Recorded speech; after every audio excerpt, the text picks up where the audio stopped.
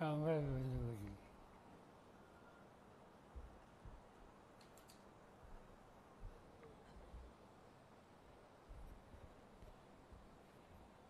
असा हा मेळावा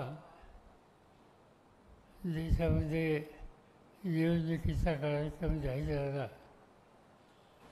आणि त्या संदर्भात आपण काय भूमिका घ्यावी यासाठी आहे. लोकशाही या देशाची महत्त्वाची विचारधारा आहे. बाबासाहेब आंबेडकरांनी या देशाला घटना दिली आणि त्या घटनेनं सामान्य माणसाचे अधिकार हे स्पष्ट झाले. या निवडणुकीचं वैशिष्ट्य हे आहे की जो अधिकार आपल्याला मिळाला तो संविधानाने घटनेनं तो अधिकार मिळालेला आहे. ज्या देशामध्ये घटनेचा अधिकार त्याच्यावर पायमल्ली केली जाते त्या देशामध्ये हुकूमशाही येते. आणि हे आपण भारताच्या आजूबाजूच्या देशामध्ये बघितलं. बांगलादेशमध्ये मुजीबुर रहमान तिथले अध्यक्ष होते, त्यांची हत्या केली गेली आणि लष्कराने देश हातात घेतला. पाकिस्तानमध्ये असंच घेतलं, लष्कराने देश हातामध्ये घातला. श्रीलंकेमध्ये असंच घेतलं, तिथेही लष्कराने हा देश हातामध्ये घेतला. आणि ज्यावेळी देश लष्कर हातामध्ये घेतं त्यावेळी तुमचे माझे सगळे अधिकार नष्ट होतात. आणि ते व्हायचं नसेल, ती स्थिती येऊन द्यायची नसेल तर घटनेचं रक्षण करणं हे तुमचं माझं कर्तव्य आहे. सुदैवानं डॉक्टर बाबासाहेबांनी घटनेनं हा आपल्याला अधिकार दिलेला आहे.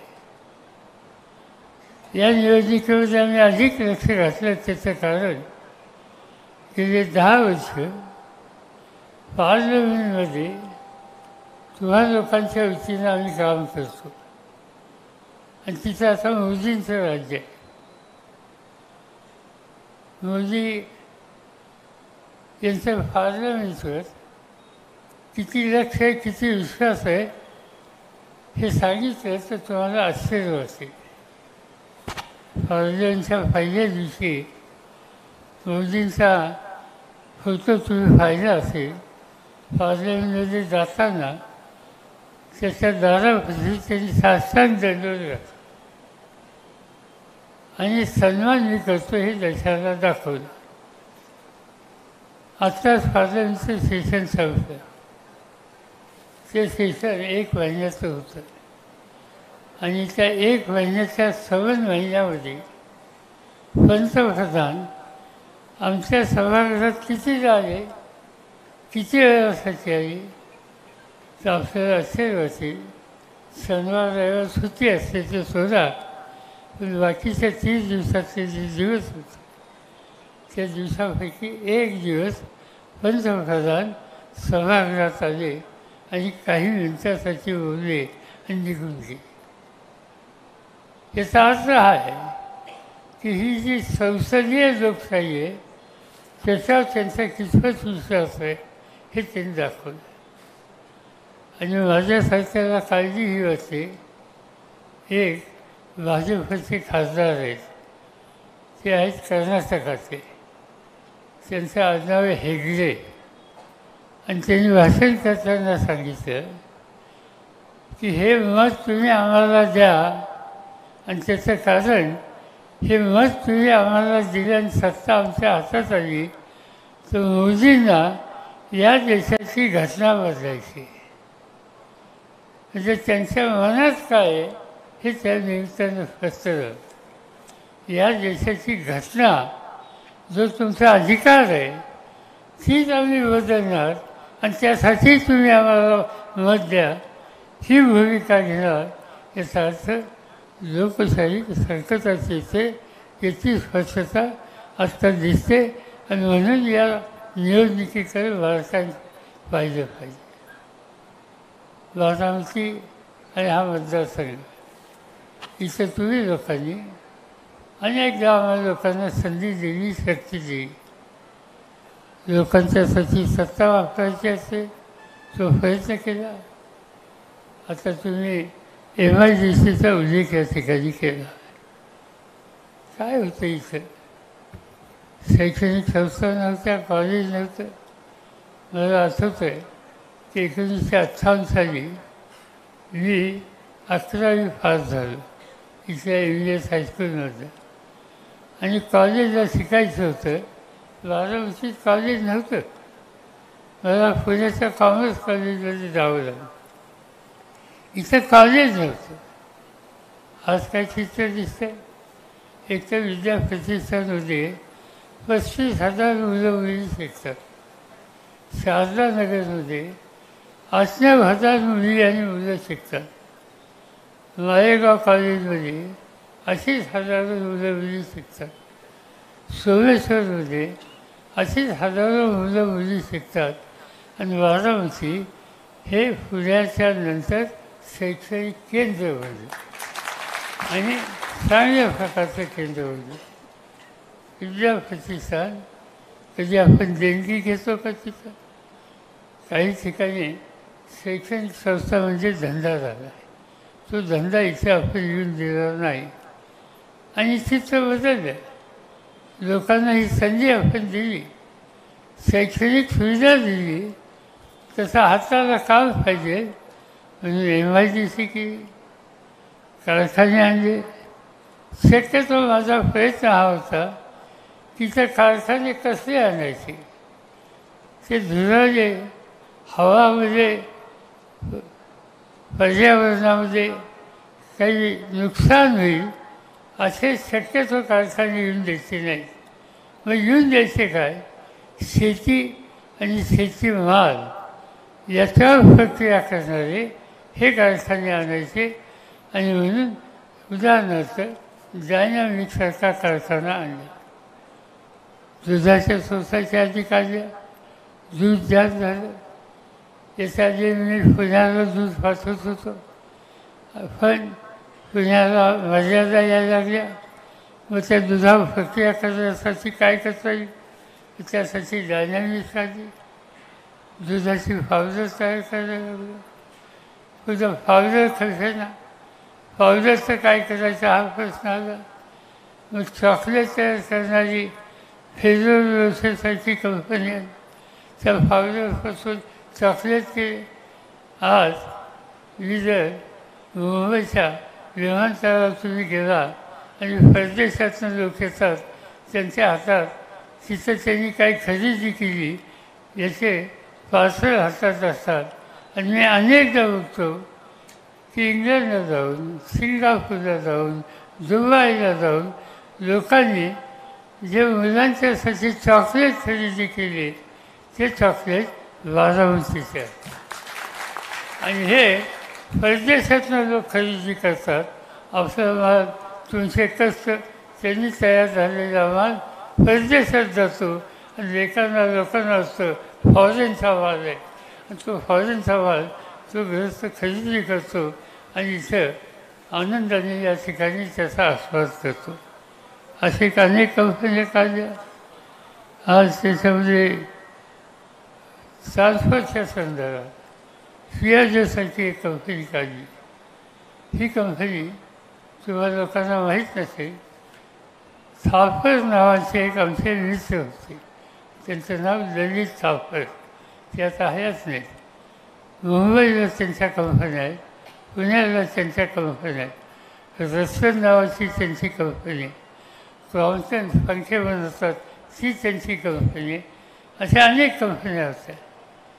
एक दिवशी मी त्यांना सांगितलं की ललितजी, तुम्ही इतके कारखाने मुंबईला, पुण्याला, नाशिकला, दिल्लीला, पंजाबला करता, बारामतीमध्ये का नाही करता? म्हणजे काय करता येईल? म्हणजे तुम्ही सांगा. एक 15 दिवसाचा मला वेळ द्या आणि नंतर मी मार्केटचा सर्वे करतो आणि तुम्हाला सांगतो. म्हणजे 15 दिवसांनी मला त्यांनी सांगितलं की पुण्यामध्ये बजाजमध्ये ऑटो रिक्षा होते, दुसरं कुणीच बनवत नाही. मी ऑटो रिक्षा बनवायचा कारखाना बारामतीमध्ये काढलं तर चालेल का? म्हणजे या कारण तुम्हाला जमीन देतो, काम करणारे कष्टकरी कामगार देतो. त्यांनी निर्णय घेतला. आज तुम्हाला माहीत असेल फियाजचे रोज कमीत कमी 50 ते 60 ट्रक काश्मीरपासून केरळपर्यंत रोज जातात तुमच्या त्या ठिकाणी मिळून आणि हजारो लोकांना काम त्या ठिकाणी मिळेल. अशा अनेक कंपन्या आपण आज त्या ठिकाणी काढल्या. मी नेहमी सांगत असतो आपला सगळा भाग कमी पावसाचा आहे, दुष्काळी आहे. आणि दुष्काळी असल्यामुळं शेती जिथं पाणी आहे तिथं शेती आहे. इंग्रजांनी धरण बांधलं भाजगरच्या काळात आणि नीरा डावा नीरा उजवा कालवा झाला, त्यामुळे काही भागात पाणी येतं. तिथं ऊस होतं, बागायत शेती होती. पण जिल्ह्यात भागात काय, जिल्ह्यात भागात पाऊस नाही पडला की दुष्काळी कामं करा. ज्याच्या घरात 40 नाही 50 एकर जमीन आहे तो सुद्धा दुष्काळ पडल्यावर बायकोसह रोजगार हल्लीच्या कामावर जातो. हे चित्र या ठिकाणी होतं. आणि हे चित्र बदलायचं असेल तर तिथं रोजगार वाढला पाहिजे. रोजगार कसा वाढला पाहिजे? कारखानदारी वाढली पाहिजे. ती कारखानदारी फक्त बारामती करून चालणार. पुणे जिल्हा मी पुढे ठेवला.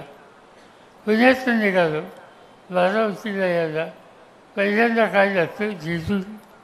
तिथं कारखाने काढले. त्याच्या आधी सासवडला काढले. जेजूर येऊन बारामतीला आलो. इथं MIDC काढली. तिकडून पातळसोडी या निघालो तर तिथं एक उद्योग इंडस्ट्री काढली.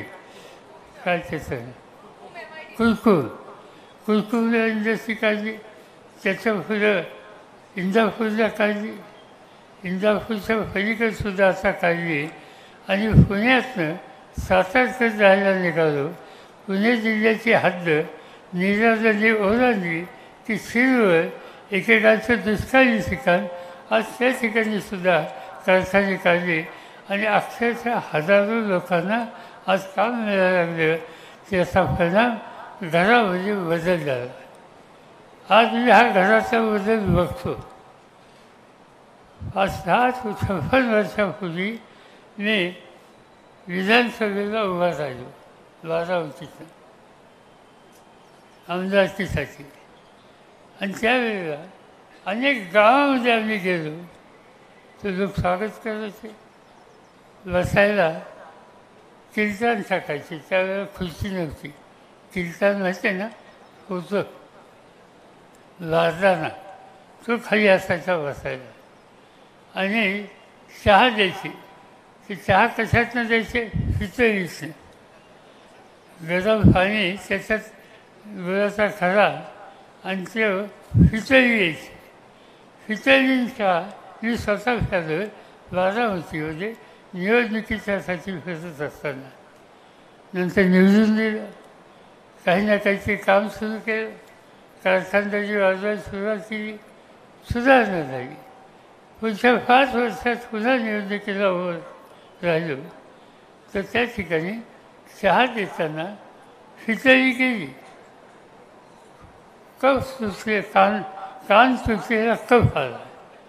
तर कप असा असायचा आहे की त्याचा कान सुचलेला असायचा. त्याच्यानंतर आणखीन तिसऱ्यांदा निवडून आलो, मंत्री झालो, मुख्यमंत्री झालो. इथं अनेक गोष्टी केल्या. आणि नंतर घरामध्ये कोणाच्याही गेलो तर कव्वाची यायला लागली. ती जी मुलगी आमची सून असेल, मुलगी असेल, ती चेमधून कव्वाची आणून चहा द्यायला लागली. एखाद दुसरी खुर्ची घरात बसायला लागली. आणि आज जर गेलं तर त्याच्या पुढे सुधारणा झाली. आज घराचं राहण्याचं वातावरण हे बदललं. आणि त्याचं महत्त्वाचं कारण 2, एक मुली शिकल्या आणि दुसरी गोष्ट हाताला काम मिळालं. मुली शिकल्या की घर सुधारतं. मुलं नुसतं शिकून चालणार नाही, मुली शिकल्या पाहिजे. आणि जोपर्यंत मुली शिकतात तोपर्यंत तुमचं घर सुधारल्याशिवाय राहत नाही. आणि म्हणून बारामतीमध्ये मुलींचं शिक्षण याच्यामध्ये अधिक लक्ष दिलं गेलं. तुम्ही बघता आज शारदा नगरला किंवा कुठं हजारो मुली या ठिकाणी शिकतात. खेड्यापाड्याचे असतात, नुसत्याच्या बारामतीचेच असतात असं नाही. पलीकडं सोलापूर जिल्ह्यातले असतात, फलटण भागाचे असतात, लांबून लांबून या ठिकाणी असतात. आणि त्याचं महत्त्वाचं कारण मुलींच्या शिक्षणाला एक प्रकारचा आधार आहे. इथं गुंडगिरी होऊन देत नाही, मुलींचं संरक्षण केलं जातं आणि हाताला काम दिलं जातं. या सगळ्या गोष्टीचा परिणाम हा सगळा भाग हा दिवसेंदिवस बदलतो आहे. आणि हे परिवर्तन आपल्याला चालू ठेवायचं. हे चालू ठेवायचं असेल तर कार्यक्रमावर लक्ष देऊन राजकारण करणाऱ्या शक्तीला पाठिंबा देणं हे तुमचं माझं काम आहे. आणि त्यासाठी ही निवडणूक होत असते. काही लोकांनी वेगळी भूमिका घेतली. लोकशाहीमध्ये कुणालाही भूमिका घ्यायचा अधिकार आहे, पण एक अट आहे. ती अट अशी आहे, मी तुम्हाला मत मागितलं, तुम्ही मला मत दिलं, तुम्ही मला निवडून दिलं आणि निवडून दिल्याच्या नंतर मी जे मत ज्या नावाने, ज्या पक्षाने, ज्या कार्यक्रमांनी तुमच्याकडे मागितलं ते नाव, पक्ष सगळं तुम्ही विसरला तर तुम्ही लोकांची फसवणूक करता. ही फसवणूक होता कामा नये. राजकारणामध्ये लोकांना दिलेला शब्द हा पाळला पाहिजे. लोकांचं भवितव्य ते पाळलं पाहिजे. आज दुर्दैवानं देशामध्ये जे काही घडतं ते वेगळं घडतं. मोदीसाहेब प्रधानमंत्री बारामतीला आले होते, इथं भाषण केलं. शरद पवारांचं ओढ धरून राजकारणात आलो. पार्लमेंटमध्ये कधी गेलो, भेटले तर अतिशय प्रेमाने बोलतात. हे बोलणं ठीक आहे, पण करतात काय, धोरणं काय, कोणते निर्णय त्यांनी घेतले. सत्ता ही लोकांच्या भल्यासाठी वापरायची असते. आज सत्ता ही हुकुमशाहीच्या रस्त्याला आपण जातो त्या पद्धतीनं वापरली जाते. तुम्हाला झारखंड नावाचं राज्य माहिती आहे का? झारखंड नावाचं राज्य आदिवासींचं राज्य. मोदींच्या विरुद्ध भूमिका घेतली, तिथल्या मुख्यमंत्र्याला तुरुंगात टाकले. राज्याचा मुख्यमंत्री तुरुंगात आहे. दिल्ली देशाची राजधानी, केजरीवाल नावाचा सामान्य कुटुंबातला तरुण तिचा मुख्यमंत्री झाला. राज्य चांगलं चालवलं. त्यांची शैक्षणिक संस्था, त्यांची आरोग्य केंद्र ही कशी चालवतात हे बघायला देशातनं लोक यायला लागले, भारताच्या बाहेरून यायला लागले. चांगलं राजकारणाला आज तुरुंगात आहे. कशासाठी? काही धोरण त्यांनी आखलं लिकरच्याबद्दलचं. धोरण आखण्यासाठी पार्लमेंटमध्ये जायचं असतं. आता सुप्रियांनी सांगितलं की पार्लमेंटमध्ये आम्ही गेलो आणि कामगारांचं धोरण याच्यावर चर्चा करायची असेल, त्याच्यात आम्ही सहभागी नाही झालो तर आम्ही कामगारांच्या हिताची जपणूक कशी करणार? त्यासाठी धोरण असलं पाहिजे. शिक्षणाच्याबद्दलचा विचार असेल, ते शिक्षणाचं सार्वत्रिकरण व्हायचं असेल तर त्यासाठी शैक्षणिक धोरण राखावं लागतं. शेतीच्या संबंधीचं धोरण राखावं लागतं. मी शेती खात्याचा 10 वर्ष मंत्री होतो. एक गोष्ट माझ्या लक्षात आली की शेतकऱ्याच्या घरात आत्महत्या व्हायला लागल्या. ज्यांनी आत्महत्या केली त्यांच्या घरी मी जाऊन आलो, चौकशी केली, का आत्महत्या केली. माऊलींनी सांगितलं डोक्यात कर्ज होतं मुलीच्या लग्नाचं, ते फेडता नाही आले, थकबाकीदार झाले, सावकार आला, घराची भांडी कुंडी बाहेर काढली, अभिरुचा पंचनामा झाला आणि माझ्या मालकाला ते सहन झालं नाही, इंजिन फेरला आणि जीव दिला. हा मृत्यू कशामुळे झाला? कर्जबाजारी. हे कर्जबाजारी फायदा कसा घालवायचा? सरकारने काही केलं पाहिजे. मुंबईला दिल्लीला परत गेलो, मंत्रिमंडळाच्या बैठकीत निर्णय घेतला आणि एका फटक्यानं देशातल्या शेतकऱ्यांच्या डोक्यावरचं 70,000 कोटीचं माफ करून टाक. तुमच्या डोक्यावरचं उद्योग बंद झालं. वेगवेगळे कारखानदार उद्योगपती त्यांचं कर्ज माफ होतं. पण काळ्या ऐशी इमान जगतो, देशातल्या लोकांचं 2 वेळच्या अन्नाच्यासाठी मेहनत करतो, त्याचं कर्ज नाही माफ करायचं. हे चालणार नाही. हा निकाल आम्ही लोकांनी घेतला आणि ठरवलं. आजचे प्रधानमंत्री काय म्हणतात? आजचे प्रधानमंत्री कर्ज बसवतात, वसूल करतात. त्या वसुलीचे 100 रुपये आले तर त्याचे 6 रुपये खिशात टाकतात आणि सांगतात की तुमच्या खिशात तुम्ही पैसे टाकले. माझी पैसे टाकायची गॅरंटी आहे. ही गॅरंटी कशी? वसूल करायचे 100 आणि 6 परत द्यायचे. 100 वसूल करायची गॅरंटी हे आजचे प्रधानमंत्री म्हणतात. ही सामान्य माणसाच्या दृष्टीनं योग्य गोष्ट नाही. आणि म्हणून अशा अनेक गोष्टी आहेत ज्याचा उल्लेख या ठिकाणी आधीच्या सरकारने केला. मी काय अधिक उल्लेख करत नाही. पण हा जो राज्य चालवण्याचा प्रकार आहे तो देशाच्या हिताचा नाही. जिथं हित नाही तिथं बदल पाहिजे. बदल पाहिजे असेल तर लोकसभेची निवडणूक आणि वाचनावर वचन दाबलं. आता यावेळीची खून ही वेगळी आहे. घड्याळाची खून ही तुम्हाला पाहत होती. आता गंमत झाली. पक्ष, घड्याळ, झेंडा सगळ्याची चोरी झाली. सगळं म्हणजे बाकी किरकोळ काही गोष्टी नाही, होलसेल चोरी झाली आणि सगळ्याच्या सगळी चोरी गेली. आता सगळ्या देशाला माहिती आहे राष्ट्रवादी काँग्रेस पक्ष कुणी स्थापन केला? आपण लोकांनी केला. हा पक्ष आपण स्थापन केला.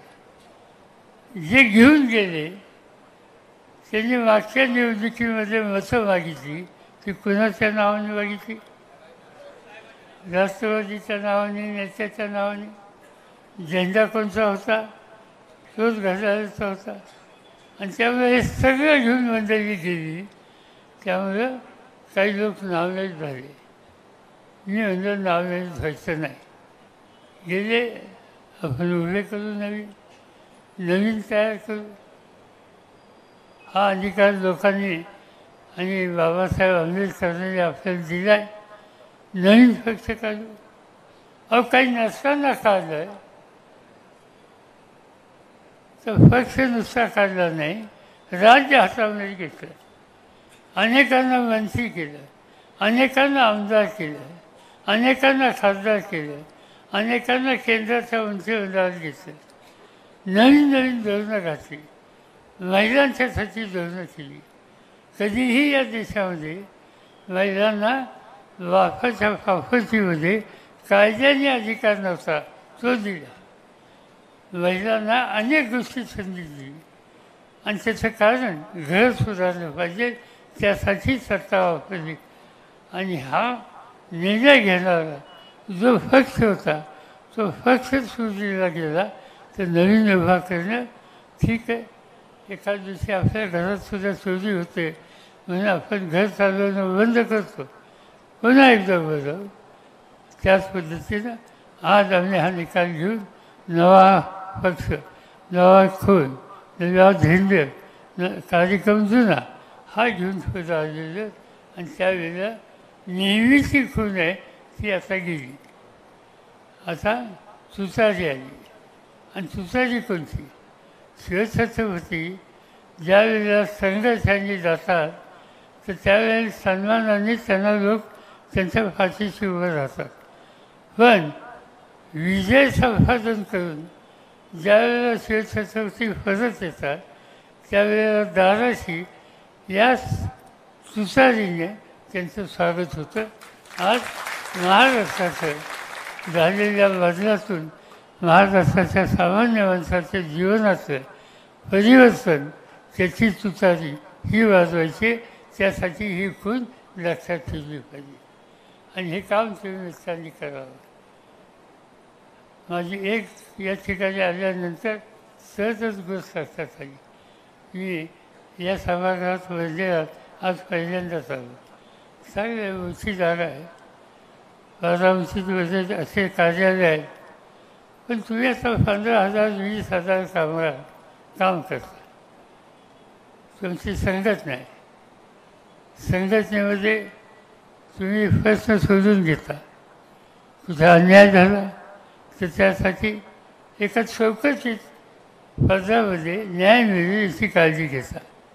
आता माझ्या कानावर वेरी कंपनी, या वेरी कंपनीमध्ये कामगार युनियन काढली म्हणून राजेश लिंचोलकर याचा गुन्हा काय, कामगार युनियन काढली आणि म्हणून त्यांना कामावून काढलं. आता त्यासाठी भांडण करावं लागेल.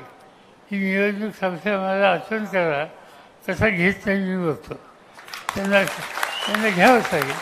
पण युनियन काढणं हा बेसिक अधिकार आहे आणि युनियन काढलं म्हणून नोकरीचं काढलं असेल ते योग्य नाही. हे बारामती चालणार नाही. बारामतीमध्ये कामगारांचं तुमचं वैशिष्ट्य आहे. मी गेल्या अनेक वर्ष बघतो आहे, तुम्ही कधी संघर्ष केला नाही, तुम्ही कधी कारखानदारी बंद पाडली नाही, तुम्ही कधी कामगारांच्या रास्त मागण्या न्यायाच्या चौकशीमधून ज्या मागितल्या त्याचे आश्रयस्थानपणा तुम्ही कधीही केलेली नाही. आणि ही भूमिका तुम्ही घेत असेल तर न्याय मागायचा तुमचा अधिकार आहे आणि न्याय मागायचा अधिकार तुम्ही बजावल्यानंतर आम्हाला लोकप्रतिनिधींची जबाबदारी आहे की अशा वेळी तुमच्या पाठीशी भक्कमपणानं उभं राहायचं आणि ते काम आम्ही केल्याशिवाय राहणार नाही. आणि त्यासाठी मी सांगत होतो दुसरं की या कार्यालयात आपण जाऊन तुम्ही इतके हजारोच्या संख्येनं काम करता. बारामतीमध्ये MIDCमध्ये तुमचं स्वतःचं कार्यालय का करतं? कामगारांच्या मालकीचं, त्यांच्याकडचं लग्न असेल, त्यांच्याकडचा कार्यक्रम असेल, त्यांच्याकडचं आणखीन काय असेल, शैक्षणिक सुविधा द्यायची असतील तर एखादी तुमची स्वतःची संस्था ही का काढू दे? मी तुम्हाला एवढं सांगतो, निवडणूक होऊन द्या, मी MIDC सांगतो तुम्हाला जमीन द्यायला होतो, तुम्हाला जमीन द्यायला असतो आणि तुम्ही नेते मंडळीने बसावं, बसून त्याचं एक नियोजन तयार करावं आणि सगळ्यांनी थोडी थोडी वर्गणी द्यावी आणि कारखानदारांनासुद्धा त्याच्यात मी गुंतवणूक करायला सांगतो. आणि कामगारांच्या मालकीचं कामगार भवन हे बारामतीमध्ये MIDCमध्ये तयार झालेलं आणि तुमच्या सगळ्या चांगल्या प्रसंगाला होईल त्याची काळजी आपण त्या ठिकाणी घेऊ. तो कार्यक्रम या ठिकाणी राहू. आता काय अधिक बोलायचं नाही, आणखीन 1-2 ठिकाणी जायचं. ही निवडणूक अत्यंत महत्त्वाची निवडणूक आहे आणि माझी खात्री आहे की या प्रचंड संख्येनं तुम्ही या ठिकाणी उपस्थित राहिला. तुकाराम चौधरी आणि त्यांचे सगळे सहकारी सतत मला सांगत होते की काही वेळासाठी ते आपण भेटूया. मला आनंद आहे की आज 2 तासासाठी भेटता आलं. अनेक तुमच्या सहकाऱ्यांचं भाषण ऐकायला लागले. काही प्रश्न आहेत, ते प्रश्न समजले.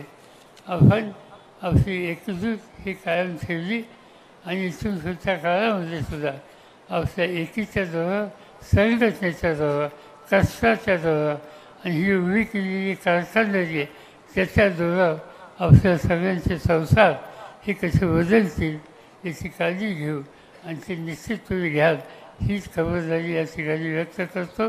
माझे 2 शब्द संपतो.